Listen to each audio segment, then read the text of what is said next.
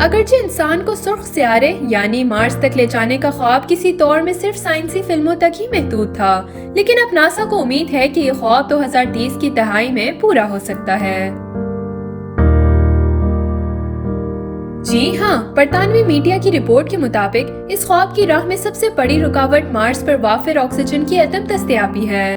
लेकिन अब साइंसदानों ने नई प्लाज्मा तकनीक के जरिए मार्स के माहौल में ऑक्सीजन पैदा करने और इसे अलहदा करने का तरीका इजाद कर लिया।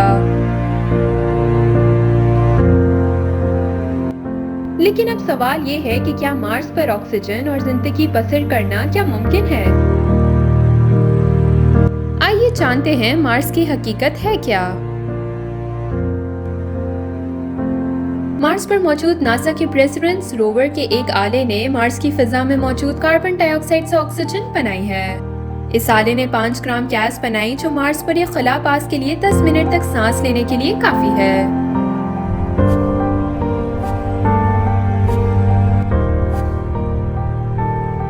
नासा का ख्याल है कि मुस्तकबिल में जाने वाला इंसान मिशन अपने साथ मॉक्सी का बड़ा वर्जन लेकर सुर्ख सियारे तक जा सकता है, ताकि मिशन को बरकरार रखने के लिए दरकार ऑक्सीजन को जमीन से ना लेकर जाना पड़े।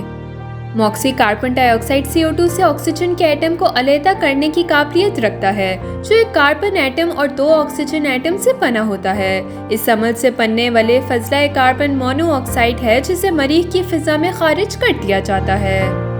इस साले पर काम करने वाली नासा की टीम इसको मुख्तलिफ तरीकों से चला रही है, ताकि ये जाना जा सके कि किस हद तक मौसर है।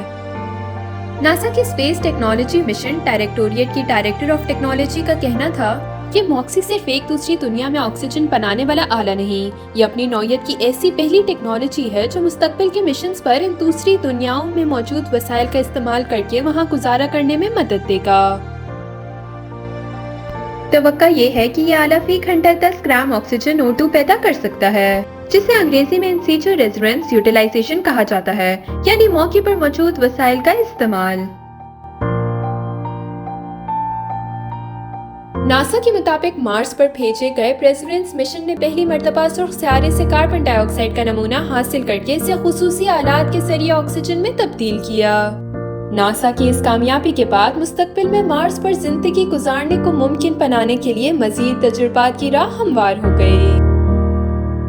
ये निज़ाम न सिर्फ जिंदगी की नशोनुमा और फैलाव में मददगार साबित होगा, बल्कि इसकी मदद से ईंधन की प्रोसेसिंग और तामीराती मवाद और खाद भी पैदा की जा सकेगी। याद रहे कि मार्स का माहौल बुनियादी तौर पर कार्बन डाइऑक्साइड से बना है और इस गैस के मॉलिक्यूल तोड़कर इन्हें ऑक्सीजन और कार्बन में तब्दील किया जा सकता है।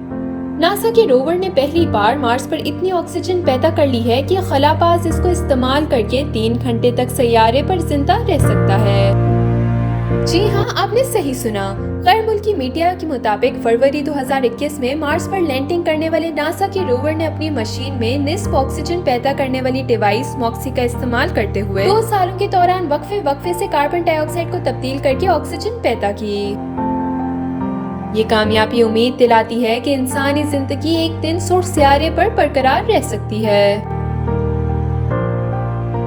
रिपोर्ट्स में नासा के हवाले से बताया गया है कि मार्स पर पहुंचने के बाद से माइक्रोवेव साइज के आले ने 4.3 आउंस यानी 122 ग्राम ऑक्सीजन पैदा की।